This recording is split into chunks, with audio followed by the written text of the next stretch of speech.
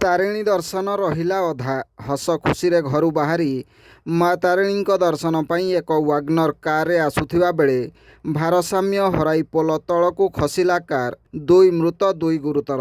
ढेंकानाल सहररू माँ तारिणी दर्शन पई 4 जण भक्त दैनंदिन परी नित्यकर्म सारी घटगाँ अभिमुखे बाहरी थिले। भाग्यर की विडंबना विधातार की विचित्र खेल देखंतु दर्शक बंधु। घटगाँ पहुँचवा पूर्वर अधा रास्तार घटीगला बड़ दुर्घटना। 2 जण मृत्युवरण करिथिबा बेले 2 जण गुरुतर आहत होई मेडिकल जाइथिबा जଣାपड़िछि।